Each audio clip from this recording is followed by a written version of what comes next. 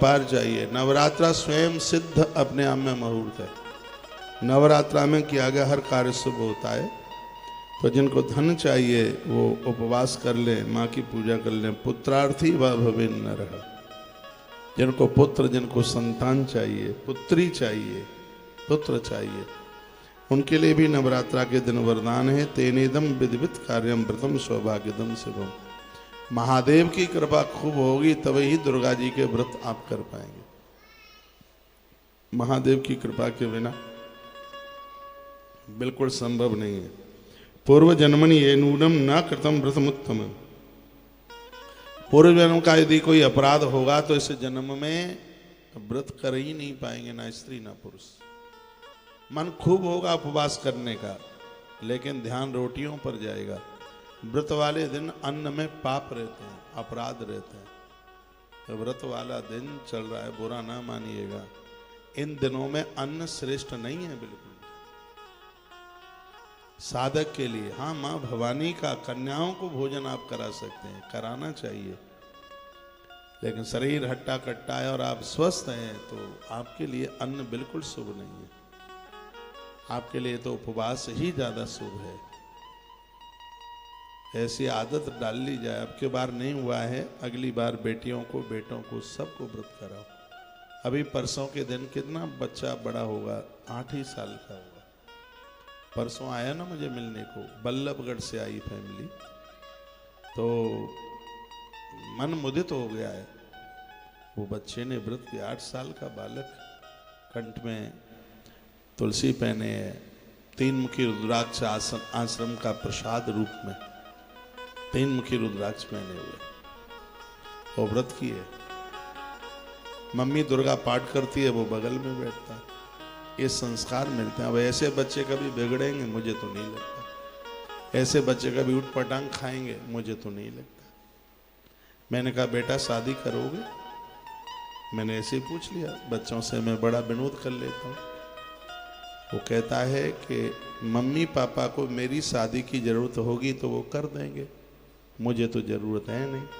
उनको जरूरत होगी तो वो कर दें, मैं उनकी कोई भी आज्ञा को टालूंगा नहीं। छोटा बच्चा बोलता है। तो वो बोलता है कि मम्मी पापा भगवान होते हैं। 8 साल का बच्चा एकादशी का व्रत करता है। मैंने कहा बेटा किसने बता दिया कि भगवान होते हैं? तो बोलता है आपने ही तो बताया था। ये और बोला आपने ही तो बताया। वो कहता है मैं नौकरी करने को भी जाऊंगा तो मम्मी पापा को संग लेके जाऊंगा, इन्हें मैं कभी अकेला नहीं छोड़ूंगा। मेरी मम्मी मेरी दादी की इतनी सेवा करती है तो फिर मैं अपनी मम्मी की सेवा क्यों नहीं करूंगा? आप जो करते हैं बच्चे वही तो सीखते हैं। आपके संस्कार बच्चों को मिलते हैं। मैं आपको कहना चाहूंगा एक भी दिन खाली मन छोड़िए, बच्चों के माथे पर रोली चंदन लगाइए। ये जितने भी बच्चे मुझे मिलने आते हैं तो इनके माथे पर चंदन रोली ना हो तो मैं इनको वापस कर देता हूँ। इनके माथे पर चंदन तिलक रोली लगा के आते हैं। हम सनातनियों के लिए तो बहुत ज्यादा जरूरी है। देखो सबके माथे पुते हुए कितने मलूक लग रहे हैं। मलयागिरी चंदन लगाए हैं, मलयागिरी वाला 3000 रुपया किलो का लगाए हैं मलयागिरी।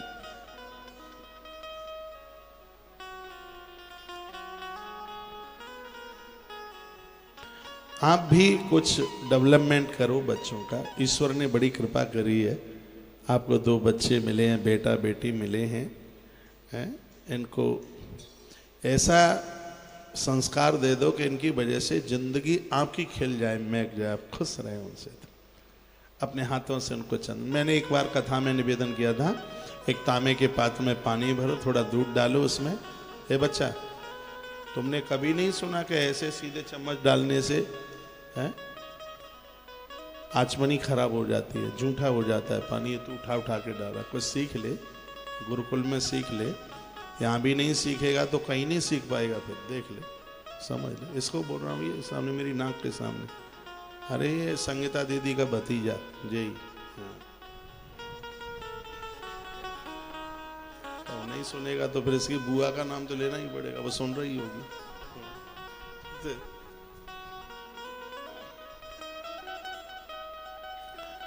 बोलिए बांके बिहारी लाल की, श्री हनुमान जी महाराज की जय जय जय श्री राधे श्री राधे श्री राधे श्याम। अब के बार बसंत पंचमी को हम 1,000 बच्चों का जनेऊ करा रहे हैं।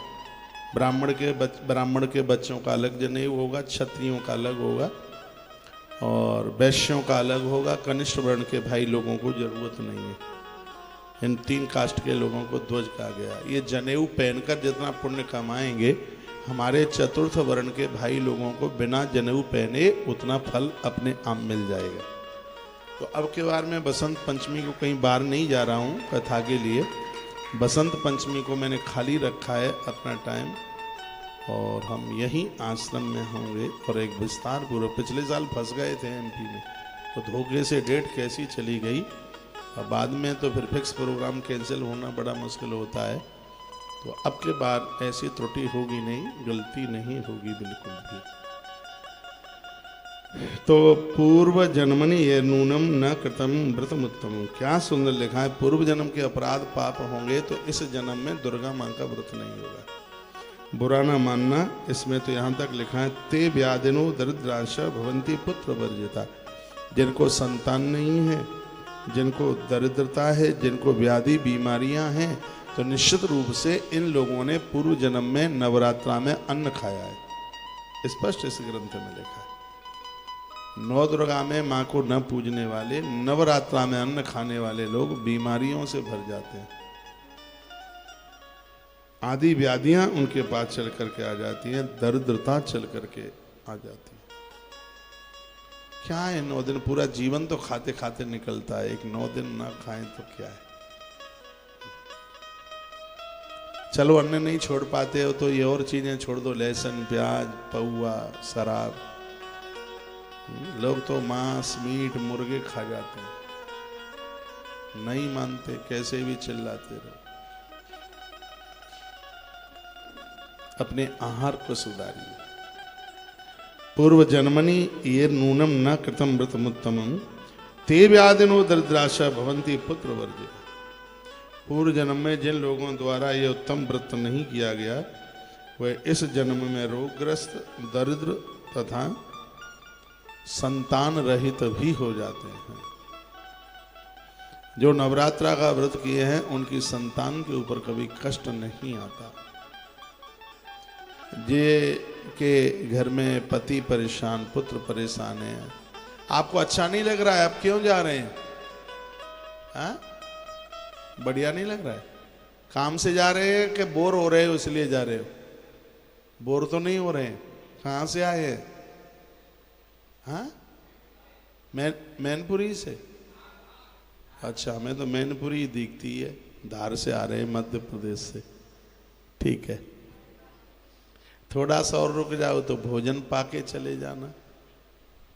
हाँ, अभी कन्याओं का भोजन शुरू हो गया है, लेकिन 1 बजे से पहले नहीं मिलेगा। फिर ये देवता बैठे हैं, ब्रह्मा विष्णु महादेव, इनका जैसे ही हो जाएगा फिर चकाचक फिर सब ले लीजिएगा। बोलो बांके बिहारी लाल की जय हो। श्री हनुमान जी महाराज की जय हो। जय जय श्री राधे श्री राधे। बंध्या च या भवे नारी विधवा धनवर्जिता अनुमा तत्र कर्तव्या नेयम कृतवती व्रतम। पूर्व जन्म में जिन लोगों द्वारा ये उत्तम व्रत नहीं किया गया, वह इस जन्म में रोग ग्रस्त, दरिद्र, संतान का अभाव, जो स्त्री जैसे पति का सुख नहीं मिल रहा है, इसमें वर्णन है, जिस नारी को पति का सुख नहीं मिल रहा है, बच्चे जिसको लड़ते हैं झगड़ते हैं और बहुत कलेश उठाना पड़ रहा है, धनहीन जीवन जी रहे हैं, भगवान व्यास कहते हैं निश्चित रूप से ये वह स्त्री पुरुष हैं जिन्होंने पूर्व में माँ की आराधना नहीं की, माँ को समझा नहीं, उनकी पूजा नहीं करी, कोई व्रत नहीं किया। इस जन्म में उन्हें कष्ट भोगना पड़ रहा है। माँ की कृपा जिसके ऊपर बरस जाए वो तो माला माल है, आनंद ही आनंद है। तो अब क्या हो, तो वर्णन है कि आज से ही भले ही निकल गए हैं 5 दिन, निकल गए हैं 5 दिन, अब बचे हैं 4 दिन। इन 4 दिन को ऐसे ही मत निकलने दीजिएगा। इसमें जप करो, माँ का ध्यान करो, माँ की ज्योत का दर्शन करो। चलो अखंड ज्योत ना जला पाओ, मैं तो कहूँगा आज से भी अब बचे हुए 4 दिन के लिए जला दिए तो रिजेक्शन क्या करेगा। जितना जो बचा है उतने दिनों में जो पूजा हो जाएगी कर लीजिए। किसी के घर में कल तक सूतक पातक रहा है तो बचे खुचे जो दिन हैं, कालिका पुराण कहता है, अब सुन लो, कालिका पुराण कहता है कि तुम्हारे घर में सूतक पातक लग गया है और अष्टमी तक सूतक पातक रहा, अभी भी माँ की कृपा के लिए तुम्हारे पास नौमी बकाया है, व्रत कर लो, ज्योत जला लो। ये कालिका पुराण में बड़ा, अभी भी तुम्हारे पास में एक दिन बचा, उस दिन को मत निकलने दीजिए। जो भी दिन अब बकाया हैं, मिल गए हैं आपको, तो इनको मत निकलने दीजिए, इनको आनंद में जोड़ दीजिए इन दिनों को। मेरे सामने ग्रंथ रखा हुआ है और उसी में से मैं चर्चा कर रहा हूँ। नवरात्र व्रतम प्रोक्तम न कृतम ये न भूतले स कथम वैभवम प्राप्तम मोदते च तथा देवी। इस धरती पर जितना वैभव तुम्हें नवरात्रा के व्रत से प्राप्त हो जाएगा उतना कहीं दूसरी जगह से प्राप्त होने वाला नहीं है, क्योंकि कलऊ चंडी विनायको, कल काल में चंडी माँ सिद्ध है और इसके परिणाम कल के लिए नहीं जाते, इसके परिणाम तत्काल। ये तो चेक हाल ही बुनता है, ये नहीं पड़ा रहता। ऐसा नहीं है कि ये सब कल बुन जाएगा परसों, तत्काल होता है काम। माँ की कृपा का चेक तो तत्काल ही बुनता है, उसमें बिल्कुल देरी नहीं है, माँ देर नहीं करती। मम्मी को बोल देना कि माँ भूख लगी है, माँ सैकड़ों कामों में व्यस्त क्यों ना हो, माँ सिगरे काम छोड़ के सीधे चौके में जाएगी, चूल्हा जला करके बनाना शुरू कर देगी और पापा को कह देना पापा भूख लगी है, तो पापा कहेगा सुबह बिस्किट खाया था तेरे, अरे सुबह नहीं खाया तूने, मेरे सामने तूने खाया, चल शाम को ले लेना, इकट्ठा ले लेना। वो ऐसे ही बोलेगा। माँ तो माँ ही है, वो तो डांट और लगा देगा, ज़्यादा बोलोगे तो थोड़ी कनपटी भी सेक देगा। अब बाजार में भी जाइए, पापा को आप बोलिए पापा जलेबी दे के जीप पे पाने, चटोरा हो गया, तेरी नाक में ऐसा मारूंगा ठुमसा जो पिचक जाएगी, ऐसा बोलेगा। मम्मी को, मम्मी के बटुआ में होता नहीं है ज़्यादा, लेकिन वो उधार इतनी है, वो कितनी खुश होती है, वो कितनी प्रसन्न होती है और जलेबी वाले के यहाँ पहुँच जाती है, कहती है 1 पौआ भर मेरे भोलू को जलेबी दे देती, 1 पौआ भर वो हाली तुलवा लेती है, इतनी उधार है। माँ का तो मुकाबला नहीं, मेरी माँ जैसा कोई और नहीं। वो एक गीत चलता है आजकल बड़ी जोर से, हाँ वो किन्होंने गाया है, मेरी माँ जैसा देखना है, हाँ मेरी माँ के बराबर, मेरी माँ के बराबर, वो जोटियाल ने गाया है भाई ने, है मेरे माँ के बराबर कोई नहीं है। ये लगता है कि हृदय के कपाट खुल जाते हैं उसको सुन के। मैंने कल सुना था, लगता है कि किवाड़ खुल गए हैं बिल्कुल हृदय के, क्या अंदर से आवाज, वो कंठ से नहीं, इस बंदे ने नाभि से गा दिया है उसको। तो कुछ लोगों के ऊपर हो जाती है माँ की कृपा। वृंदावन में रस का पागल बाबा हुए, 2010 में इस आयोजन में कार्यक्रम हुआ था, सामने के फील्ड में बहुत बड़ा पंडाल लगा था जिसमें लगभग 1500 भागवत बैठी थी। 2010 में 30,000 लोगों का रोज भोजन था। ये इतने ये मकान दिखाई दे रहे हैं, कुछ भी नहीं था, ये सब में भोजन का पंडाल लगा हुआ था। तो उसमें रस का पागल आए थे गीत गाने के लिए, निमंत्रण दिया था, उनका जागरण हुआ था रात में, और उस दिन राज बब्बर भी आए थे आश्रम के नौते पर। राज बब्बर पहले वो अभिनेता थे, तब उसके बाद में वो नेता बन गए, उस समय भी शायद नेता ही थे वो, अभिनेता नेता बोले। तो उनका आना हुआ, तो वो मेरे पास ऐसे बैठे थे वहीं, तो मुझे बोलते हैं महाराज जी मैंने लोगों को अभी तक कंठ से गाते हुए देखा, ये पहला बंदा मुझे ऐसा महात्मा दिखाई दे रहा है जो कंधों से गा रहा है, जिसके कंधों में से स्वर निकल रहा है। रस का पागल ऐसे ही थे, क्या उनके ऊपर राधा रानी की, श्री बिहारी जी की कृपा रही। कुछ रहे हैं विनोद अग्रवाल जी, बहुत अच्छा। उनका एक भजन है, मुझे बहुत प्यारा लगता है। श्याम के बिना तुम आधी, तुम्हारे बिना श्याम आधे, भजो राधे राधे। उनका बड़ा फेवरेट भजन। रस्का पागल बाबा का एक भजन था, मोटे मोटे कजराले तेरे नैना, ऐसा है कुछ तो। हाँ, और ये जो अभी जिस भजन की मैं चर्चा कर रहा हूँ, इन्होंने बड़ा अच्छा, बड़ा अद्भुत गाया। इनका वो एक और है, स्वागत गीत है, बजाओ ढोल और बाजे, उन्हीं का ये है। बोले बांके बिहारी लाल की, श्री हनुमान जी महाराज की जय जय जय। श्री राधे श्री राधे श्याम। लाल चंदन से बेलपत्र पर श्री लिखकर, या एम या हिरीम या कलीम लिख करके, और आप माँ के ऊपर चढ़ाइए, तुम्हारे घर में वैभव राजा जैसा बढ़ जाएगा, वैभव बढ़ जाएगा। लाल चंदन से आप लिखिए बेल की पत्तियों पर, उसमें श्री लिख दो या एम लिख दो, कलीम लिख दो, फिर वह पत्तियां माँ को आप चढ़ाए। लिखना है, रक्त चंदन सम्मिश्रई कोमलई बिलो पत्र कई, भवानी पूजता ये न सब वे नृपतिक्षत। इस श्लोक का, यदि मैं गलत बोल रहा हूं तो मैं आपको श्लोक की संख्या बता देता हूं। श्रीमद् देवी भागवत और स्कंद है 3, अध्याय है 27 और श्लोक नंबर है 22। यहाँ आप लिख लें। आपके घर में यदि देवी भागवत है तो घर जाके मिलान कर लेना। जो लाल चंदन से श्री लिख करके मैया के चरणों में जो बेलपत्र चढ़ाते हैं, उनके पास में वैभव राजा की तरह बढ़ जाता है। उसके घर के सदस्य हैं राजा की तरह हो जाते हैं। इसमें कोई बहुत लाखों की रकम नहीं लग रही है, बस थोड़ी एक क्रिया करनी है, बेलपत्र ले आइए। और मैं तो कहूँगा आप कुछ भी नहीं लिख सकते तो एक पात्र में रोली भरो और उस रोली में डुबा दो बेलपत्र को, और डुबाने के बाद फिर निकाल लो, हल्का सा सूख जाए, फिर वो हरा बेलपत्र उसको लाल करके माता रानी के चरणों में चढ़ा दीजिए। आनंद होगा। आपके ताली को ज्यादा बजा दिया आपने। ये उपाय पुनः रिपीट कर रहा हूं। एक किसी पात्र में रोली घोल लो, उसमें 7, 21, 51, 108 जो भी आप चढ़ा सकें, उन बेल पत्रियों को उसमें डुबा लो।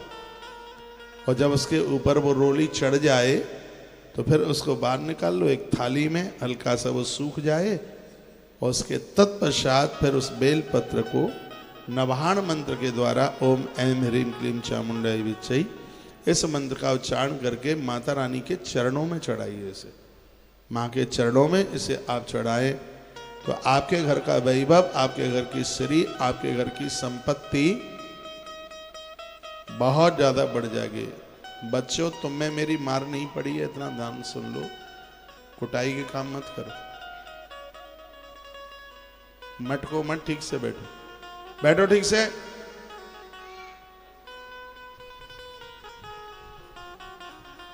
बोलिए बांके बिहारी लाल की जय। श्री हनुमान जी महाराज की जय। जय जय श्री राधे श्री राधे श्याम। तो रक्त चंदन सम्मिश्रई कोमलई बिलपत्र गई, भवानी पूजता इन स भवेन पतक्षतौ। धरती पर एक राजा का जीवन वो जिएगा जिसने भवानी को नवरात्रा में ये बेलपत्र, रक्त बेलपत्र चढ़ा दिया, लाल करके उसे चढ़ा दिया। आनंद हो जाएगा। यो विष्णु इंद्रो हरिपद्मजौ तथा बैनी कुबेरो वरडो दिवाकर, ध्यायंत सर्वार समाप्त नंदिता, ताम किम मनुष्यान भजंत चंडिका। ऐसे श्लोक का अर्थ सुनिए। स्वयं भगवान विष्णु, स्वयं देवराज इंद्र, शिव, ब्रह्मा, अग्निदेव कुबेर, वरुण सूर्य देवता और स्वयं अग्नि देवता, ये देवता जब यह सब इंद्र सहित सब देवता माँ भवानी की पूजा करते हैं तो भगवान व्यास कहते हैं, मनुष्य तू जगदम्बा की पूजा क्यों नहीं करता? नवरात्रा में सगरे देवता उपवास करते हैं, व्रत करते हैं, मां का पूजन करते हैं। तो भगवान व्यास यही लिख रहे हैं कि जब इतने देवता मां को मान रहे हैं, उनकी पूजा कर रहे हैं, तो हे मनुष्य तुम्हें क्या हो गया है? तुम मां की पूजा क्यों नहीं कर रहे हो? तुम मां का आवाहन क्यों नहीं कर रहे हो? ये भगवान वेद व्यास ने लिखा। नारादिता येन शिवा सनातनी दुखार्तिया सिद्ध करी जगद्वरा दुखावृता सर्वतीर्थ भूतले नूनम दरिद्रो भवती अमानव। कहा कि आप किसी को दोष मत दीजिए। यदि तुम गरीबी झेल रहे हो, दुख झेल रहे हो, भगवान व्यास कहते हैं सीधा समाचार यही है कि तुम मां के प्रति नास्तिक हो गए, तुम मां का व्रत नहीं करते, तुम दुर्गा सप्तशती का पाठ, तुम नवाहन मंत्र का जप नहीं करते। नहीं तो मां का आवाहन करने वाला कंगला कभी रह ही नहीं सकता। मां का आवाहन करने वाला बीमार नहीं रह पाएगा, दरिद्र नहीं रह पाएगा। उसको श्रद्धा के साथ पूजिए, श्रद्धा के साथ मां को अपनाइए, आनंद हो जाएगा। ये नवरात्रा व्रत की महिमा सुन रहे हैं, जो कि व्रतों का सम्राट है, व्रतों का राजा है। स्वाहा स्वधा नाम मनु प्रभावै तृप्यंत देवा पितरस्तथैव यज्ञेषु सर्वेषु मुदा हरन्ति यन्नाम युग्मं सुतभिर्मुनीन्द्राः। देवगण इनके स्वाहा नाम मंत्र के प्रभाव से, पितृगण स्वधा नाम के मंत्र के प्रभाव से तृप्त हो जाते हैं। इसलिए महान मुनिजन प्रसन्नता पूर्वक सभी यज्ञों तथा श्राद्ध कार्यों में मंत्रों के साथ स्वाहा एवं स्वधा नाम से उच्चारण करते हैं। इस श्लोक में लिखा है, इसमें वर्णन किया गया है कि जब तक आप अपनी किसी भी पूजा में मैया जी को नहीं पूजेंगे तो अनुष्ठान ही पूरा नहीं होगा। देखो, आप शिवरात्रि का अनुष्ठान करते हैं, चौकियां बनाते हैं, ब्राह्मणों को पता है उसमें 64 योगिनी जरूर बनाई जाती है, उसमें सप्तघृत मात्र का जरूर बनाई जाती है, उसमें षोडश मात्र का जरूर बनाई जाती है। ये क्या है? ये मां के ही तो रूप है, ये मां के बेकर है। जितने भी देवता हैं सबकी पूजा में 64 योगिनी चलती, षोडश मात्र का चलती है, सभी पूजन में सप्तघृत मात्र का चलती है। इसके बिना तो कोई पूजा, कोई अनुष्ठान कोई पूरा होता ही नहीं है। नहीं, दक्ष प्रजापति एक यज्ञ कर रहे थे, उसमें जगदम्बा और शंकर को स्थान नहीं दिया गया तो यज्ञ ही पूरा नहीं हुआ, सब व्यवधान हो गया, बीच में सब खत्म हो गया, सब समाप्त हो गया। इसलिए यज्ञेषु सर्वेषु मुदा हरन्ति, इसका अर्थ है आप नवरात्रा का व्रत करते हैं, उस व्रत के करने से आपको हर रोज एक बहुत बड़ा यज्ञ करने का फल प्राप्त हो रहा है। इससे क्या मिलेगा? मुदा हरन्ति, इससे हमारे पापों का हरण हो जाएगा, आप प्रसन्न हो जाएंगे। यह इसकी इतनी बड़ी महिमा है। यस्मिक क्षया से विश्वमिदं प्रशेषो नानावतार कलनम कुरुते हर्षा नूनम करोत् जगतः किल भस्म शंभु सताम समदाम न भजते नुकथम। जिनकी इच्छा से ब्रह्मा इस विश्व का सृजन करता है, भगवान विष्णु पालन करते हैं, और महादेव जिसको भस्म कर रहे हैं, उन कल्याणकारिणी भगवती को मनुष्य क्यों नहीं भजता? शंकर, ब्रह्मा और नारायण का भी काम जिस मैया के बिना नहीं चल रहा। ऐसा बताते हैं कि ब्रह्मा जी जब सृष्टि का सृजन करते हैं तो उन्हें माँ दुर्गा का अनुष्ठान करना होता है, वो तपस्या करते हैं, लंबे समय तक तप करते हैं। एक कथा आती है देवी भागवत में, जब नारायण सो रहे थे, प्रलय काल का समय था, तो नारायण के कान में मैल जमा था और उसमें से 2 राक्षस प्रकट हो गए, 2 निशाचर प्रकट हो गए वहां। एक का नाम था मधु और दूसरे का नाम था कैटव। ये 2 प्रकट हो गए। अब उससे बचने के लिए उपाय किसको? ब्रह्मा जी ने किसकी पूजा करी, किसका आह्वान किया? दुर्गा सप्तशती में पूरा 5वां अध्याय इसी के ऊपर लिखा गया है पूरा। ये ब्रह्मा की स्तुति है। या देवी सर्वभूतेषु मातृरूपेण संस्था नमस्तस्यै नमस्तस्यै नमस्तस्यै नमो नमः। या देवी सर्वभूतेषु छाया रूपेण संस्थिता नमस्तस्यै नमस्तस्यै नमस्तस्यै नमो नमः। देखिए आप सोइए तो नहीं, फिर मुझे आनंद नहीं आएगा कथा में। बिना आलस और बिना प्रमाद के बैठिए। आइए 2 पंक्तियां माँ को समर्पित करते हैं। माता तेरे चरणों की गर धूल जो मिल जाए, सच कहता हूं मैया मेरी तो तकदीर बदल जाए। आइए भाव के साथ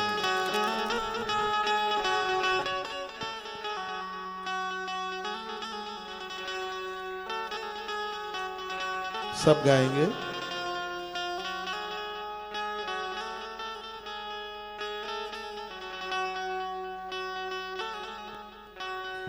मैया तेरे चरणों की, मैया तेरे चरणों की गर धूल जो मिल जाए, मैया तेरे चरणों की रज धूल जो मिल जाए, सच कहता हूँ मैया तकदीर बदल जाए, मैया तेरे चरणों की गर धूल जो मिल जाए, सच कहता हूँ मैया तकदीर बदल जाए। सुनता हूँ तेरी रहमतें दिन रात बरसती है, एक बूंद जो मिल जाए मन की कली खिल जाए, मैया तेरे चरणों की गर धूल जो मिल जाए, सच कहता हूँ मैया तकदीर बदल जाए। ये मन बड़ा चंचल है, कैसे मैं तेरा भजन करूं। ये मन बड़ा चंचल है, कैसे तेरा भजन करूं। जितना इसे समझाओ उतना ही मचल जाए, मैया तेरे चरणों की गर धूल जो मिल जाए, सच कहता हूँ मैया तकदीर बदल जाए। नजरों इस जीवन में बस एक तमन्ना है, मैया इस जीवन में बस एक तमन्ना है, तुम सामने हो मेरे, तुम सामने हो मेरे, मेरा दम ही निकल जाए, मैया तेरे चरणों की, श्यामा तेरे चरणों की, रज तेरे चरणों की गर धूल जो मिल जाए, सच कहता हूँ मैया तकदीर बदल जाए, मैया तेरे चरणों की, दुर्गे तेरे चरणों की रज धूल जो मिल जाए, सच कहता हूँ मैया तकदीर बदल जाए। नजरों से गिरा मैया तेरे चरणों की, मैया तेरे चरणों की, बोलिए जगदम्बे माता की। अगला श्लोक स्वेच्छया श्रेत विश्वमिदं प्रजेशो नानावतार गलनम गुरुदे हर्ष्य नूनम करोत जगता किल भस्म शंभु ताम सर्मदाम न भजते अनुकथम मनुष्य।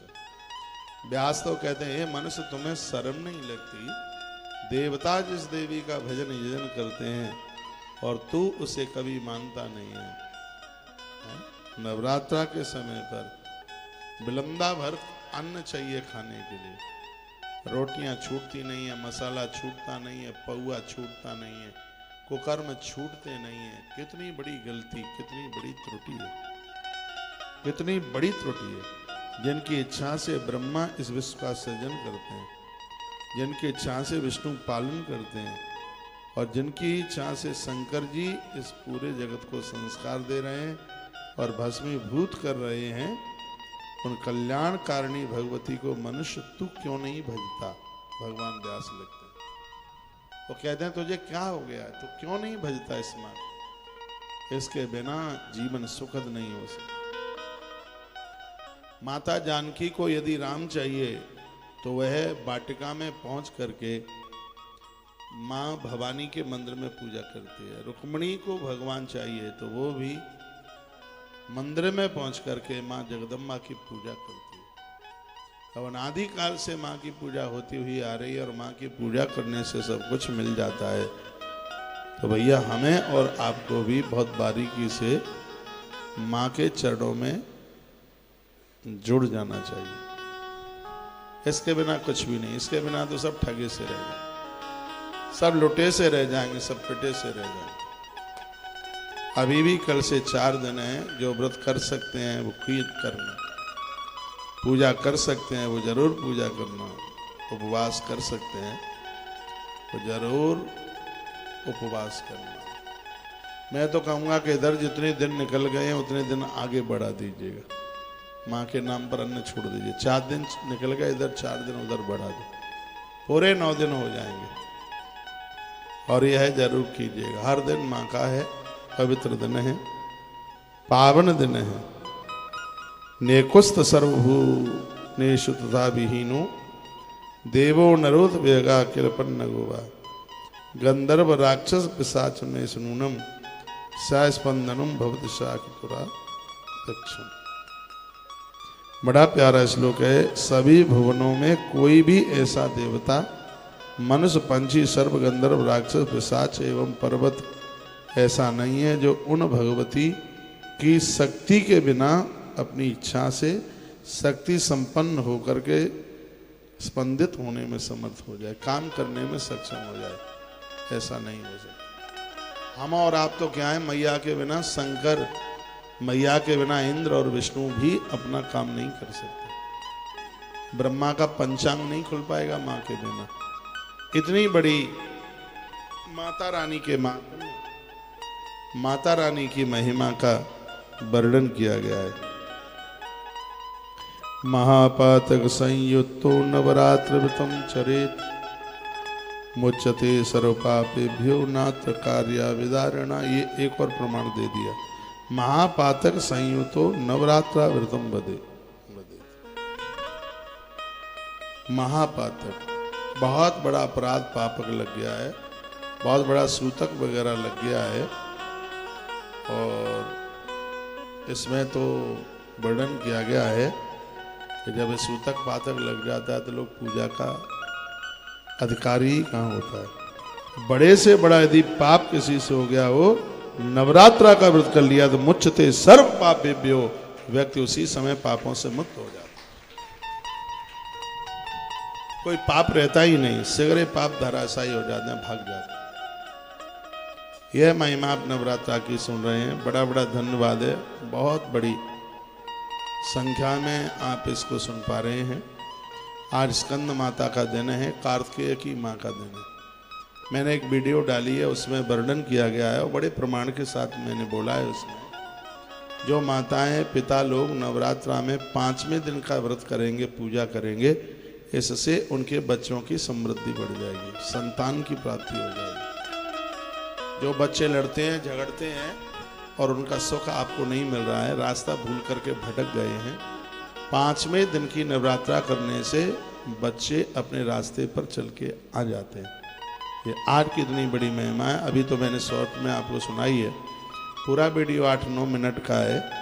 और आप एक बार कल की तिथि की तारीख की 18 तारीख की वीडियो मैंने रात को बनाई है, सुबह आज 19 तारीख को डाली गई है। तुलसी तपोवन यूट्यूब चैनल पर डली है, उसको आप जरूर सुन लीजिए। बहुत बारीकी से ये सब चीज़ें इकट्ठा करके आपके पास तक पहुंचाई जा रही है। दक्षिणा इसकी यही है कि जब आप चैनल पर ये कार्यक्रम आप देखते हैं तो उसको सब्सक्राइब जरूर कीजिएगा, जिससे यह वीडियो तत्काल हजारों लोगों के पास पहुंच जाती है जब उसको आप शेयर कर देते हैं। और आपने सब्सक्राइब कर दिया है तो सबसे पहला मैसेज आपके पास पहुंच जाता है, पर आप चूकते नहीं हैं। उसको सुनने से बड़ा आनंद होता है, बड़ा अच्छा लगता है। अभी गया जी में विशाल भंडारा आप देखते रहे होंगे, इतना ब्राह्मण बैठे पंडाल में, ऐसा लग रहा था कि गया जी भगवान तुमने हमारे लिए तैयार किया है क्या। ऐसे आनंद की अनुभूति होती। प्रोग्राम तो वहाँ बहुत हो रहे थे, लेकिन पूरे गया क्षेत्र का सबसे बड़ा अनुष्ठान तुलसी वन आश्रम का आयोजन होके आया है। मैं एक बार फिर यहाँ से बिहार प्रदेश का बड़ा आदर करता हूँ, जिन्होंने हमारी सिक्योरिटी में दुनिया भर के पुलिस वाले सिपाही लगा रखे थे। एक दिन हमने बोला भी था कि काई को ये सब इतने लगा दिए, पूरा गाड़ा भर के चलता था, और किसी काम में आ जाएंगे।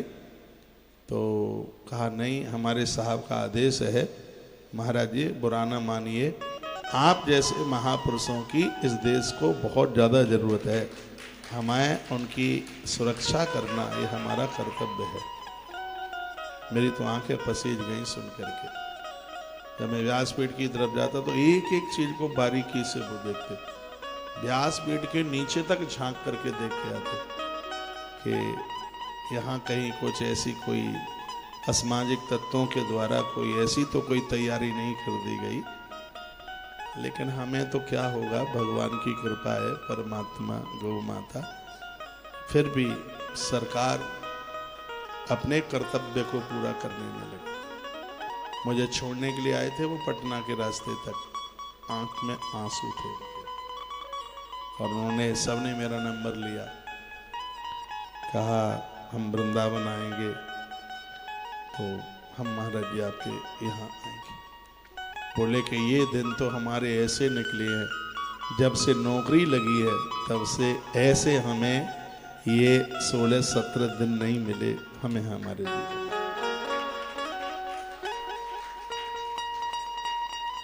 अब के ताली ज्यादा जोर से बज गई है। मैं तो तालियां बजा बजा करके आपका कोलेस्ट्रॉल ठीक कर रहा हूं। तालियां बजा करके वो बढ़ता नहीं है। तालियां बजाने से आप अपने श्वासों को काबू में रख लेते हैं। ताली बजाइए, इसमें ताली और ओम शब्द का उच्चारण जो आप 900 बार चटकाइए, ये चटका, ये बीच में, ये बड़ा बदमाश है। बंदर मेरे काबू में आ गए पर ये नहीं आए काबू में। आप 900 बार रोज आप 900 बार ओम ओम शब्द का उच्चारण करते हैं, इससे शरीर की चर्बी पिघल करके बाहर निकलती है। ओम का एक ऐसा उसका अध्यात्म पुट है, पूरा वाइब्रेशन हो जाता है पूरी बॉडी में, पूरे शरीर में। हमारे धर्म के खिलाफ ये दूसरे लोग बड़ी बड़ी वीडियो डालते रहते हैं उठपटांग, तो इनकी बातों में मत आ जाना बिल्कुल। मेरे बारे में तो नहीं डाली है किसी ने कोई, हाँ, लेकिन डाल देंगे, मानेंगे नहीं तो मानेंगे नहीं। तो वो ऐसी वीडियो उठपटांग डालते हैं, और उन वीडियो को मैं भी सुनता हूँ जिनमें कहीं कोई कमी नहीं है, बिल्कुल भी नहीं है, कोई कमी है ही नहीं। वो शास्त्र के हिसाब से ही वीडियो डाली गई है, लेकिन उनको बस यही भय है कि सनातन का विस्तार हो रहा है, सनातन की तरक्की हो रही है, और ऊट पटांग वीडियो डालते रहते हैं। और ऐसी अभद्र भाषा बोलते हैं कि सुना नहीं जाता। तो आप अपने लक्ष्य और धर्म को संभाल करके इन लोगों की थोड़ी देर की कही गई बातों को आप साकार न करते हुए अपनी धर्म संस्कृति को बिल्कुल भी न भूलें। हाथी चलता है तो बहुत श्वान पीछे भौंकते रहते हैं। सनातन बढ़ रहा है तो ये भौंकने में लगे हुए हैं, और सनातन बढ़ेगा, ये रुकने से नहीं रुकेगा, ये रुकने वाला नहीं है। ये तो हर रोज इसकी एक नई करामात, एक नई ऊर्जा, एक नया आनंद देखते रहिए। अभी आने वाला समय तो बहुत अद्भुत है हमारे और आपके लिए, क्योंकि इस समय भगवान के नाम के जयकारे लग रहे हैं चारों तरफ से। चारों तरफ से ये लग रहा है कि भारत जैसी संस्कृति है नहीं कहीं। विदेशी लोगों ने प्राणायाम शुरू कर दिया, योग शुरू कर दिया, और एक आनंद की बात बता रहा हूँ, इन्होंने भी मुरेठी का पानी पीना शुरू कर दिया है। ये भी आंवला और जायफल के बारे में कुछ सीख गए हैं। ये परदेशियों की बात मैं कर रहा हूँ। वो भी समझने लगे हैं कि हिंदुस्तान की गरिमा, हिंदुस्तान का अध्यात्म वैभव हिंदुस्तान के अलावा किसी के पास है ही नहीं। हम तो भाग्यशाली हैं, ऐसे भारत में हमारा जन्म हुआ है। युवा वर्ग मुझे सुन पा रहा है, मैं आप सभी युवाओं को निवेदन करना चाहूँगा, अपने धर्म में जादू टोना टोटका नहीं है बिल्कुल। ये जितनी भी बातें बताई हैं ये सब अपने धर्म में। आप कहेंगे कि महादेव के ऊपर, पिंडी के ऊपर लोटा चढ़ाने से, जल चढ़ाने से, कुछ चीज़ें ऐसी हैं जहाँ दूध चढ़ा कर के विज्ञान के भी दृष्टिकोण में, तो उससे एक अंदर से एक ऐसा वाइब्रेशन, जैसे ही पिंडी पर आप दूध चढ़ाते हैं तो उसमें से एक ऐसी वाइब्रेशन, उसमें से एक ऐसी तरंगें बाहर निकल करके आती हैं जो तरंगें नकारात्मक को समाप्त कर देती हैं। जैसे अग्नि की ज्योत के द्वारा पतंगे समाप्त हो जाते हैं, उसी प्रकार से महादेव की पिंडी है। अब मैं तो उसको स्टोन क्यों कहूँ, हमारे लिए तो भगवान है, लेकिन जैसे ही वो कच्चा दूध उसके स्पर्श में आता है, उसके संबंध में आता है, तो उसमें एक ऐसा वाइब्रेशन होता है, उसमें से एक ऐसी तरंगें निकलती हैं, उन तरंगों के द्वारा हमारी नकारात्मक सोच बिल्कुल खत्म हो जाती है और हमारा भाव सकारात्मक बन जाता है। जिस समय आप दिया जलाते हैं, जोत जलाते हैं, जैसे आपने माचिस की तीली जलाई और अग्नि का स्पर्श जोत से हुआ, और उस जोत में से निकली हुई जो सुगंधी हमारी नाक तक पहुंची है, वो अंतस में जब प्रवेश करती है और फेफड़ों तक पहुंचती है, जो नित्य दिया जलाएगा उसको कभी टीबी का रोग नहीं होगा, ये पक्की बात है। अग्नि के पास बैठेगा, ज्योत के पास बैठेगा, उसको कभी टीबी का रोग नहीं होगा। ये तो मैं कुछ वैज्ञानिक बातें आपको बता रहा हूँ।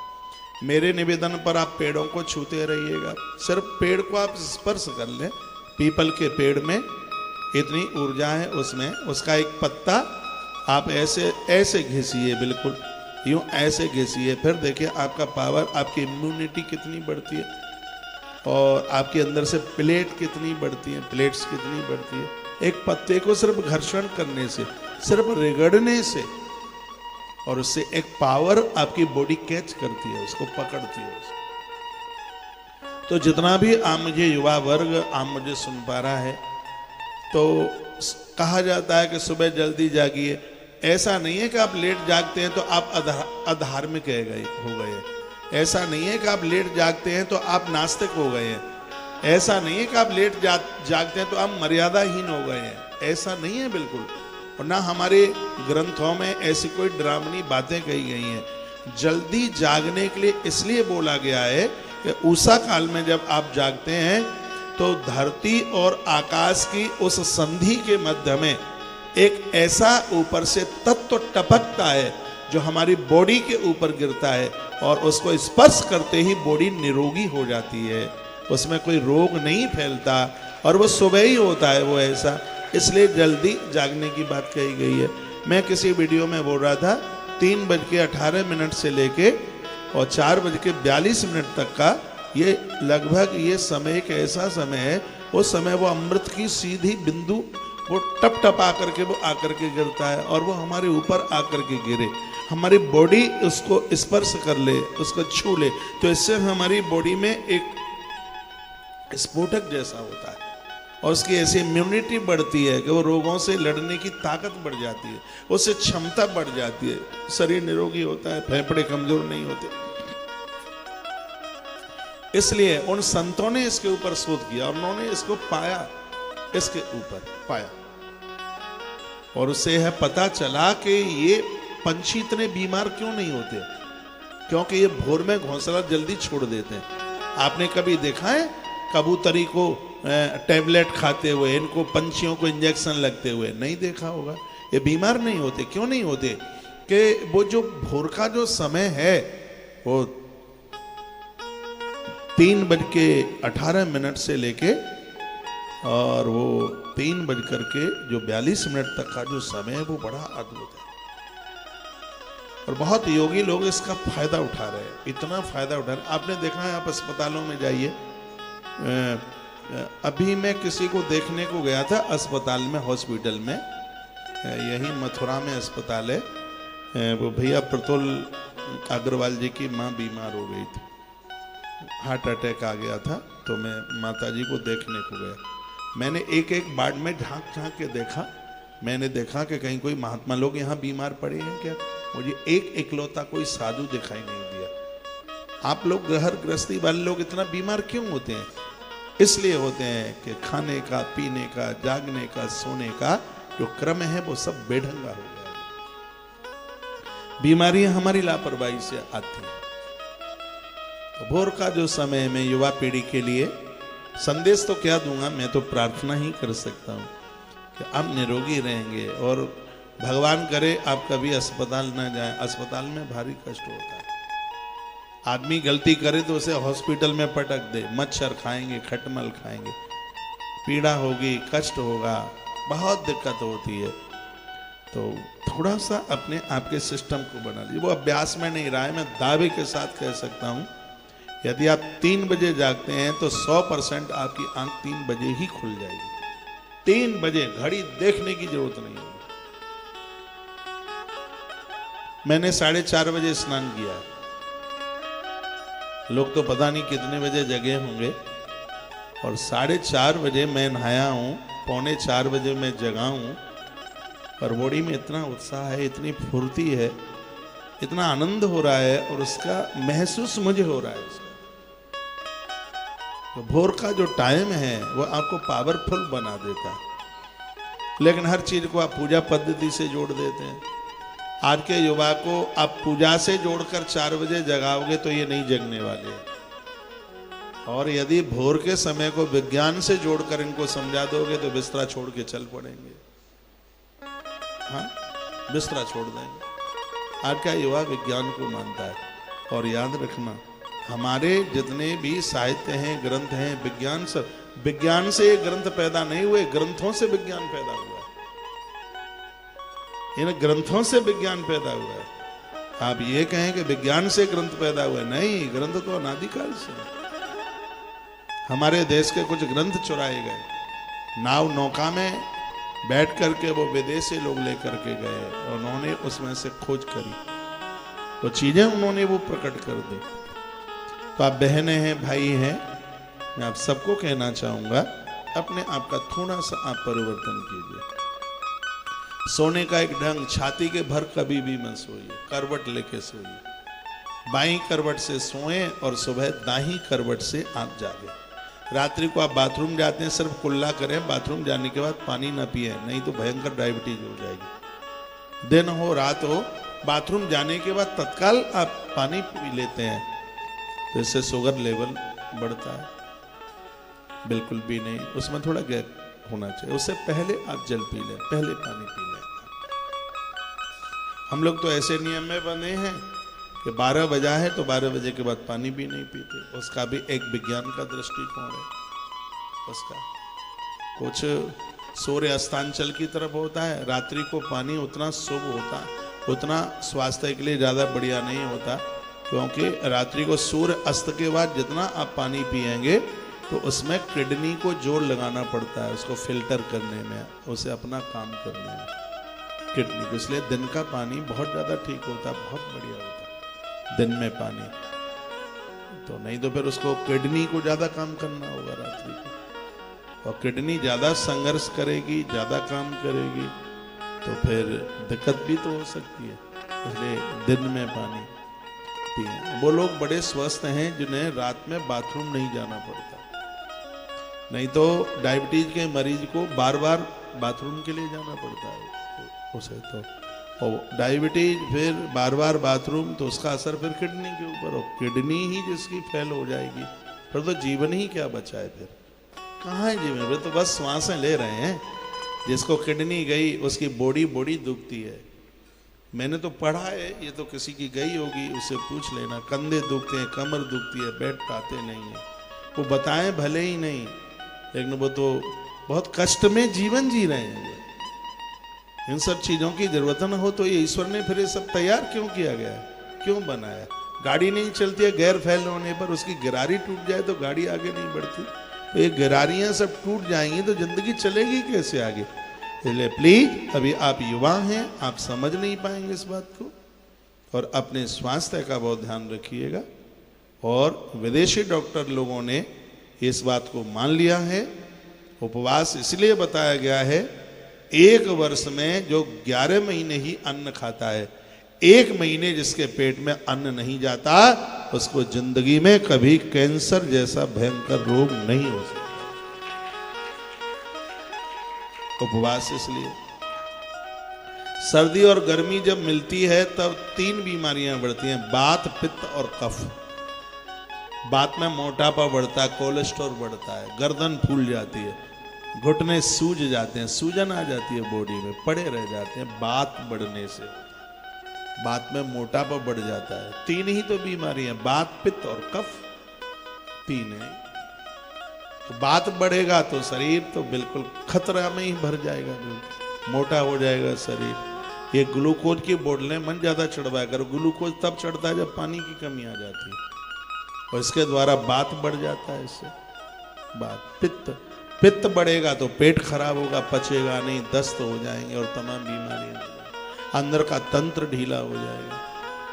और कफ बढ़ जाएगा तो फेफड़ा गल जाएगा, खत्म हो जाएगा, छाती दुखेगी। तो 3 ही तो ये बीमारियां हैं, वात, पित्त और कफ। जब सर्दी और गर्मी दोनों आपस में मिलते हैं, उस समय अन्न छोड़ दिया जाता है, थोड़ा परहेज कर लिया जाता है, तो वात, पित्त और कफ हमारा रुग्ण होने से बच जाता है। उसके लिए उपवास किया जाता है। ऐसा नहीं है कि उपवास आपने कर लिया है तो भगवती आज ही यहाँ आके खड़ी हो जाएगी, नहीं तो अभी तो सबके सामने 4 दिन निकल गए, 5 दिन सबके सामने दुर्गा आके खड़ी हो गई होती है। आपके सामने हो गई होगी खड़ी, अभी मेरे सामने तो नहीं हो पाई आज तक, हो सकता है कल हो जाए, परसों हो जाए, अभी तो 4 दिन बकाया बचे हैं ना। है? मैं कोई नास्तिकता का सूत्र आपके बीच में मैं नहीं दे रहा हूँ। हाँ, अन्न छोड़ने से भजन में मन लगता है, अन्न छोड़ने से विचार शुद्ध होते हैं। मुझे 4 साल हो गई हैं, मैंने तो बहुत कुछ अनुभव किया है। जब मेरा ये व्रत पूरा हो जाएगा तब इसके ऊपर मैं एक किताब लिखूंगा, एक बुक लिखूंगा, और उस किताब में मैं सब अपने अनुभव उसमें रखूंगा कि अन्न छोड़ने के क्या क्या उसके परिणाम बढ़िया निकले। अन्न छोड़ने का कुछ नकारात्मक होगा तो उसको भी मैं लिखूंगा, और सकारात्मक है उसको तो लिखूंगा ही मैं। और ये किताब लोगों के लिए हृदय स्पर्शी बनेगी। अन्न के दोष, अन्न छोड़ने से होने वाली प्रसन्नता, वो सब मैं लिखूंगा पूरा। भगवान बस करे, जब भी मेरा ये व्रत पूरा हो जाए, संकल्प पूरा हो जावे, उसके तत्पश्चात मुझे लगेगी 1.5 साल लगेगी इस किताब को लिखने में। फिर उसमें जो अनुभव होगा वो अनुभव आपके बीच में रखा जाएगा। तो अन्न छोड़ने में किसी को कोई घाटा नहीं है। अन्न छोड़ा, आपका जीवन बच जाएगा, आपकी उम्र बढ़ जाएगी, आप दुर्गुणों को जीत लेंगे। अन्न तो उतना ही होना चाहिए जितने से प्राण चले बस। लेकिन आज खाने के लिए जिया जा रहा है, जीने के लिए नहीं खाया जा रहा। जीने के लिए नहीं खाया जा रहा, खाने के लिए जिया जा रहा है। जो आज आए वही हड़प सड़प है, जो भी कुछ तो मिल जाए भैया, बस मिल जाए। जो भी आवे वही ऐसा कटर है, भरतपुरी कटर, जो आया बस वही उसके तो कर देने टुकड़े टुकड़े। थोड़ा संयम हो, थोड़ा सा अपने आप का परिवर्तन कर लीजिए, आनंद हो जाए। तो मैं नवरात्रा की बात कर रहा हूं आपसे। महापातक संयुक्त नवरात्र व्रतम चरेत। पाप तब किया जाता है जब बुद्धि भ्रष्ट होती है, और बुद्धि भ्रष्ट तब होती है जब अन्न ठीक नहीं होता। रावण तो बहुत बड़ा पंडित था, 4 वेद उसे कंठ थे, लेकिन उसकी बुद्धि भ्रष्ट हो गई। क्यों? क्योंकि उसका अन्न ठीक नहीं था। इसमें वो कह के गया है होइए भजनन तामस दिया। उसने सुपड़ खा के सामने बात कही, अपनी बहन के सन्मुख बोला होइए भजनन तामस दिया, मन क्रम वचन मंत्र दृढ़ किया। इस शरीर से भजन नहीं होगा, क्योंकि मैंने तामसी आहार को स्वीकार किया। आप भी अपने आहार को ठीक रखें, मसाले कम डालें, ना के बराबर। ये तमाम तरह की चीजें मसाले में बिल्कुल भी नहीं। आजकल तो पता नहीं कितना मसाला चलता है, अलग पता नहीं कौन, कई तरह की तो मिर्च चलती है, कई तरह के मसाले। उसके एक लिमिट हो। मसाला भी ज्यादा होगा ये तुम्हारे स्वभाव को गड़बड़ कर देगा। हर चीज की एक उसकी लिमिट होती है। तो क्या अद्भुत कहा गया कि आहार के द्वारा विचार शुद्ध हो सकता है। आहार सात्विक हो, जिसको जीवने में सकून मिले, आनंद आवे जिसको जीवने में। ऐसा भोजन में दही का होना जरूरी है, थोड़ा मीठे का होना जरूरी है, थोड़ा तरलीय पदार्थों का होना उसमें जरूरी है। बासा ना हो, जला हुआ ना हो, और भोजन ऐसा हो जो 3 घंटे से ज्यादा देर का बनाना हुआ हो। जो भोजन 3 घंटे से ज्यादा बने हुए उसको समय हो जाता है, उसकी जो ऊर्जा है वो समाप्त हो जाती है। लेकिन आप तो पॉलीथिन पैक बाजार का वो खाते हैं। पापड़ बाजार से ले आएंगे, घर नहीं बनाएंगे। 2 साल पुराने पापड़ के पैकेट तुम्हारे घर में आते हैं। एक्सपायर टाइम निकल गया है, दोबारा से उसकी पैकिंग कर दी गई है। लेकिन पहले माताएं कितनी बढ़िया बढ़िया घर में पापड़ बनाती थी, कितनी बढ़िया सेवई। आपने बनाई सेवई? हम लोग छोटे में वो चारपाई खटिया पर एक ऐसी मशीन, उसको बॉन्ड लोहे का ऐसे लगा करके उसको चारपाई से उसको ऐसे कस देते थे। तो उसमें यूं आटा डाल दिया जाता था, फिर उसको यूं ऐसे चलाया जाता। उसमें एक हत्ता टाइप का होता था, उसमें बड़ी कस लगती, बड़ी ताकत लगती उसमें। फिर उसको यूं ऐसे चला करके वो बारीकी बारीकी सेवई वो नीचे डबकती थी। उसको तोड़ने वाला बड़ा अकलीगर होता था, नहीं तो फिर तोड़ते समय सिगरी सेमरी का आटा ही बन जाता, फिर गुथ जाता। तो ऐसे कुछ उंगलियां डाल करके उसमें बड़ा कलाकार होता है जो उस सेवई को तोड़े, फिर उसको ऐसे ही रस्सी बांध देते थे, रस्सी के ऊपर उसे सुखाने के लिए, या खटोला चारपाई बिछा दी, उस पर दरी बिछा दी, तो ऐसे दूर दूर दूर दूर दूर दूर दूर दूर फिर उसको सुखाने के तत्पश्चात फिर उसको कढ़ाई में भूना जाता था। उसको कढ़ाई में भून के छोटे छोटे टुकड़े हो जाते थे, कढ़ाई में भून के उसको फिर उसको बढ़िया दूध में, प्योर निपनिया दूध में उसको रांध करके बना करके जब उसको खाया जाता, वो 56 भोग पीछे हो जाए उसके सामने। कहाँ चली गई सेवई पता ही नहीं चला। रक्षाबंधन का तो त्योहार पूरा नहीं होता जब तक सेवई में 1 चमचा घी और आगरे वाला बूरा ना डाला जाए, तब तक तो सेमई ही का ही बात की थी। बूरे की दुकानें बंद इसलिए हो गई क्योंकि सेमई खत्म हो गई। बहुत लोग तो तैयारी करते थे ससुराल जाने के लिए। हमारे गांवों में देहातों में कहा जाता था, भाई ये बता बूरा खाने के लिए कब जा रहा है। और रक्षाबंधन का जो त्योहार है तो ये जितने दुल्हा थे वो सब ससुराल में बूरा खाने के लिए जाते। और पहली बार तो जिनकी शादी हाल ही हाल हुई है उनके तो इंतजार होते थे। उनको तो जब तक उनका जामाता दामाद ना आवे बुरा खाने के लिए, तब तक तो वो अपने रक्षाबंधन को शुभ ही नहीं मानते। इतना स्नेह, इतना प्रेम, इतना खान पान, उस समय बड़ा प्रेम होता था।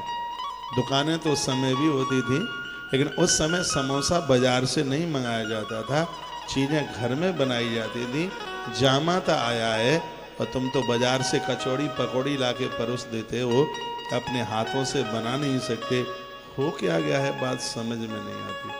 क्या आने वाले समय में चूल्हा सिलेंडर बंद ही हो जाएंगे क्या? ये सब व्यापार ही हो जाएगा, सब बाजार से ही लिया जाएगा। आज बेटा बहू नौकरी को जाते हैं, उनके लिए टिफिन आता है घर पे, सड़ा सड़ाया बसा हुआ। मुझे कोई बता रहे थे, अभी गया जी की बात है कि महाराज जी जो सब्जी किसी काम की नहीं, सड़ी सड़ाई बिल्कुल एकदम, तो कोई व्यक्ति खरीद रहा था तो हमने पूछ लिया कि भाई ये तो किसी काम की नहीं है, सड़ी भूसी है, और तुम इसको क्यों खरीद रहे हो? कहा हमारे यहाँ टिफिन का व्यापार है, बूढ़ों के लिए टिफिन बन के जाता है, वृद्धों के लिए, और उनके लिए भी जाता है जो पत्नी ऑफिस में काम करते हैं। वो आदमी बड़ा बढ़िया था कि बक्कर रानी बताता कौन वो कहता है कि मुझे तो पता भी नहीं था ये टिफिन वाला सिस्टम।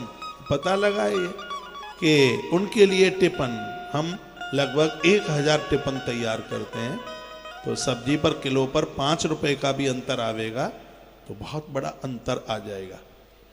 तो ये सब चल जाता है। ऐसे ही पॉलीथिन का आटा घुना हुआ, कीड़े पड़े हुए, और वो आप बड़े आनंद से खाते हैं। उस समय को याद कीजिए जिस समय में गेहूं को धोया जाता था, धुलाई की जाती थी, फिर उसको सुखाया जाता था, ध्यान है आपको?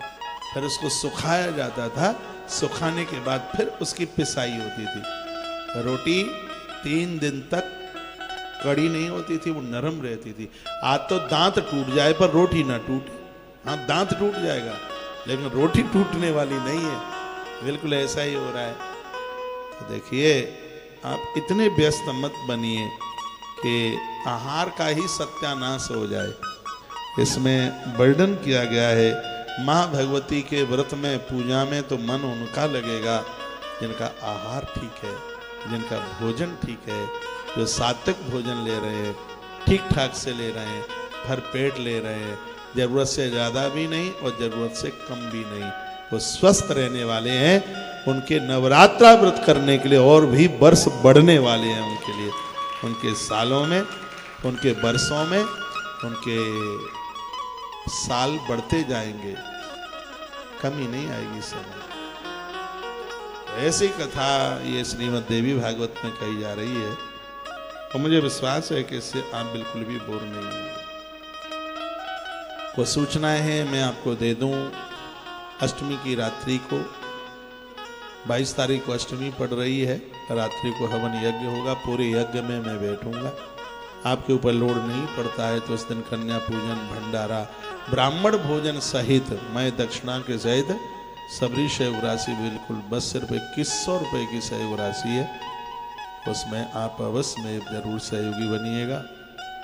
और सप्तमी को यानी 21 तारीख को 56 भोग लगाया जा रहा है और उसमें चंद्रावली माता का भोग लगाने को जा रहे हैं। चंद्रावली मैया है ना, कंस को मारने से पहले मेरे भगवान ने उसका पूजन किया था। माँ चंद्रावली शुद्ध देवी है इस ब्रज मंडल की, और पहली बार यहाँ 56 भोग लगेगा तो आपके ऊपर लोड नहीं पड़ता है, तो थोड़ा सा सहयोग है, सिर्फ 500 रुपये का सहयोग है, उसमें आप अवश्य में जरूर सहयोगी बनिए। गौशाला के सेवा कार्यों में भी आप जरूर सहयोगी बने। 23 तारीख को रात्रि को मैं मोरबी निकल रहा हूँ और बहुत बड़ा काम है। 2 लाख स्क्वायर फीट एरिया के लिए टाइल्स चाहिए, पत्थर चाहिए, मार्बल चाहिए, ग्रेनाइट चाहिए। तो क्योंकि अब तो फेंसिंग पर काम चल रहा है, तो इसमें भी आप जरूर सहयोगी बनिए, जो बने जितना बने। ये मैंने पूर्व में बोल दिया है आपको। लगभग हम 300 साढ़े 300 कमरे तो भक्तों के बना रहे हैं।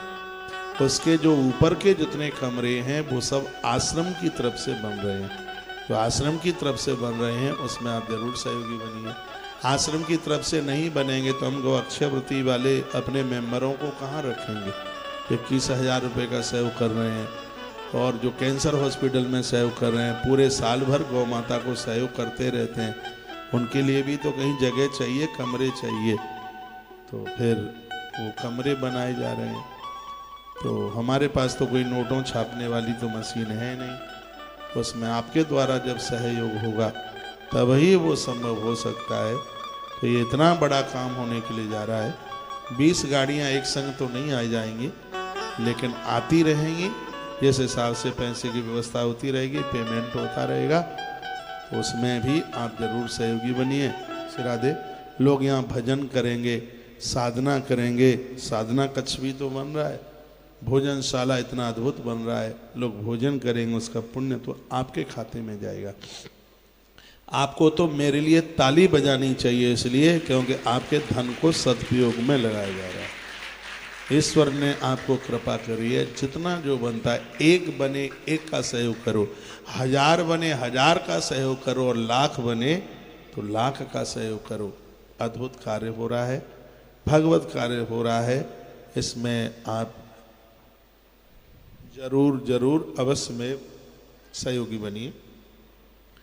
प्रमुख सूचना यह है कि आप यहाँ तक आए हैं, यदि आपने अधिक मास में सेवा करी है, अपना संख लेके जाइए। आपने महारुद्राभिषेक कराए हैं तो उसके लिए शिवलिंग तैयार है। आपने महामृत्युंजय जप कराया है, रुद्राक्ष की माला भी है। सालराम भगवान जिस सेवा में होंगे तो वो भी है। दवाई तो है ही, डॉक्टर्स लोगों को इतना दे के आ जाते हो। यहाँ तो जो भी आप सेव करते हैं सब गौ माता के काम में लग रहा है। बार मुझे जो भी सुन पा रहे हैं, आरती पूरी हो जाए तभी अपना टीवी, अपना मोबाइल छोड़ेंगे। सत्संग टीवी पर कटअप हो जाए तो तत्काल आप तुलसी तपोवन यूट्यूब चैनल पर जुड़ करके आज का पूरा आनंद प्राप्त करें। शाम को 8 बजे माता रानी की आरती होती है, उसके बाद अद्भुत धर्म यात्रा कार्यक्रम चालू हो गया है तुलसी मंजरी यूट्यूब चैनल पर। रात्रि को 8 बजे इसको जरूर देखा करें।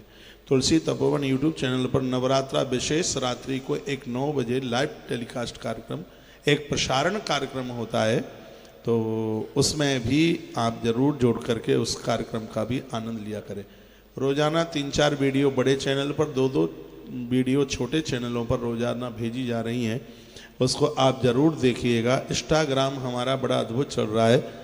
भगवान की कृपा से लगभग 4.5 लाख लोग उससे जुड़ गए हैं। 4.5 लाख लोग बहुत होते हैं। और आज तुलसी तपोवन यूट्यूब चैनल के सदस्यों की, हमारे परिवार की संख्या 8.5 लाख हो गई है। 8.5 लाख पूरे हो गए हैं। बहुत जल्दी से चैनल ग्रोथ पकड़ रहा है, बढ़िया बढ़िया वीडियो जा रहे हैं। और आनंद की बात यह है 24 घंटे में 15 लाख लोग इन वीडियो को देख रहे हैं, जो कि एक बहुत बड़ी सफलता है। 24 घंटे में 15 लाख लोग वीडियो को देख रहे हैं, तो ये बहुत बड़ी सफलता है। ये तो मैंने आपको बता ही दिया है। चैनल के माध्यम से 3 लाख से ज़्यादा पैसा भी आ रहा है, जो कि भगवदीय कार्यों में लग रहा है, बढ़िया कार्यों में लग रहा है। फेसबुक वगैरह का आता होगा वो अलग है। यूट्यूब चैनल का 3 लाख से कुछ ज़्यादा ही पैसा आ रहा है। और आनंद की बात यह है, ये भी किसी के विशेष खाते में नहीं जा रहा। मैं भगवान की व्यासपीठ पर बैठा हूँ, ये भी गौ माता के ही खाते में जा रहा है।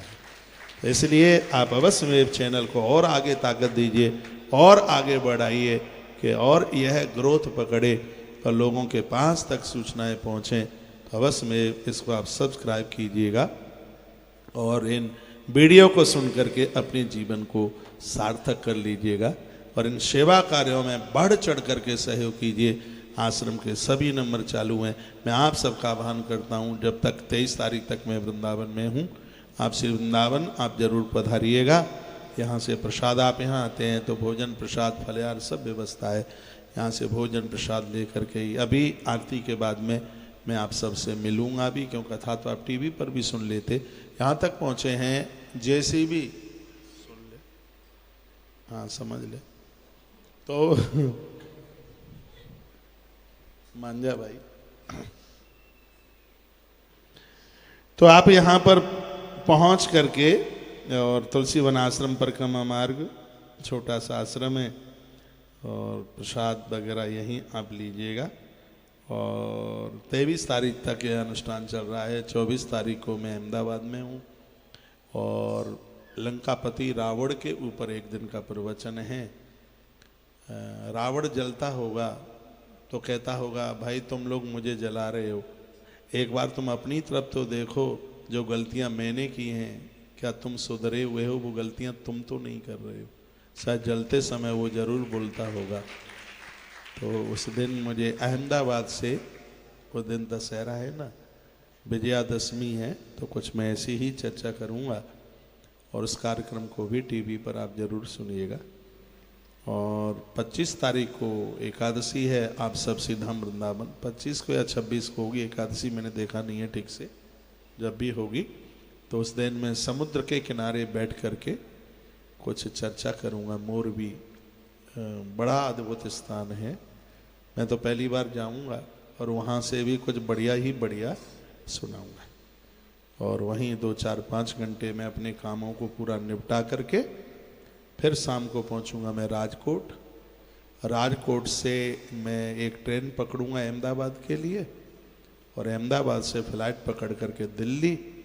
और दिल्ली में एक 26 तारीख का एक भूमि पूजन है, भाई परीक्षित गोयल, उनका एक बहुत बड़ा मकान बन रहा है, बच्चे की श्रद्धा है, जाना पड़ेगा।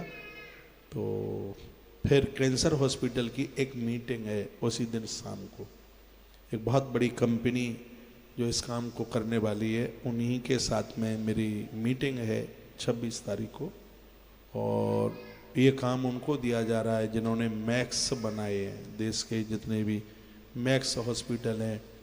और BL कपूर दिल्ली में एक बहुत बड़ा हॉस्पिटल है, और भी इस देश में बहुत बड़े बड़े अस्पताल बनाए हैं जिस कंपनी ने। और उसी कंपनी के साथ में मेरी मीटिंग है 26 तारीख को शाम को। 27 तारीख को हम झुंझुनू के लिए निकलेंगे, कोपर खेतड़ी नगर में कार्यक्रम है जो कि 11 बजे से लेकर लगभग 3 बजे तक चलेगा। 27 तारीख को ही रात्रि को हम गुलाबी नगरी जयपुर पहुंचेंगे और वहाँ 28, 29, 30, 31 और 1 नवंबर 5 दिन में भागवत जी के 5 गीत सुना देंगे। हाँ, तो ये तारीख हो जाएगी वहाँ हमें 1 तारीख को ही रात्रि को हम पुष्कर राज, अद्भुत है, ब्रह्मा जी का क्षेत्र है, वहाँ श्रीमद् भागवत जी की पोथी आई होंगी तो पोथी बैठेंगी नहीं, हमारी कोई बोली नहीं है कि ऐसा है नहीं कि पोथी ना आवे और हम वहाँ 108 पोथी बैठा दें। जितनी पोथियाँ आ गई होंगी उसकी लिस्ट बनेगी, उतने ही ब्राह्मण यहाँ से लेके जाएंगे और वहाँ पर बैठाएंगे। तो वहाँ निकल जाएगी 10 तारीख। 11 तारीख को वहाँ से मैं निकलूँगा। 11 तारीख का लाइव कहीं रास्ते में से करूँगा। 12, 13, 14, 15, 16, 17 और 18। अब मुझे ये ध्यान नहीं है कि कौन सी कथा है, ये 7-8 दिन की भी कोई कथा है, वो यहीं से होगी आश्रम से। 19 नवंबर से लेके 27 नवंबर तक रिकॉर्ड हो रहा है भाई। 19 नवंबर से 27 नवंबर तक हरिवंश पुराण की कथा है, उसके लिए हम जजमान बना रहे हैं और उसके लिए हम हरिवंश पुराण की संस्कृत की पोथी बिठा रहे हैं। उसमें 11,500 रुपये का सहयोग ले रहे हैं। अपनी वंश वृद्धि, परिवार की वृद्धि के लिए ऐसे बिल्कुल भी न चूकना। उसके भी रजिस्ट्रेशन चालू हुए हैं, आश्रम के नंबरों पर कांटेक्ट कर लें। 20 तारीख को गोपाल अष्टमी है, गोपाष्टमी है। पूरे देश का आह्वान हम करते हैं, गोपाष्टमी महामहोत्सव में आप जरूर पधारिए। गौ माता का वंदन पूजन कीजिए, अपना तुला दान कीजिए, हो सके तो गौ दान भी कीजिए। गौ माता के लिए, चारे चौकर के लिए सहयोग कीजिए। तत्पश्चात 21-22 निकल जाएगी तारीख। 23 तारीख को देव उठनी एकादशी है। 24 तारीख को सालराम भगवान का विवाह है। 25, 26 2 दिन निकलने के बाद 27 तारीख को गंगा पूर्णिमा है, जिसे कार्तिक पूर्णिमा के नाम से जानते हैं।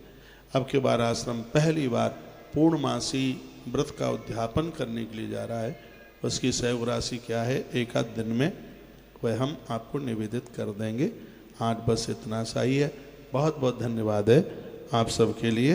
आप सब सुनते रहे।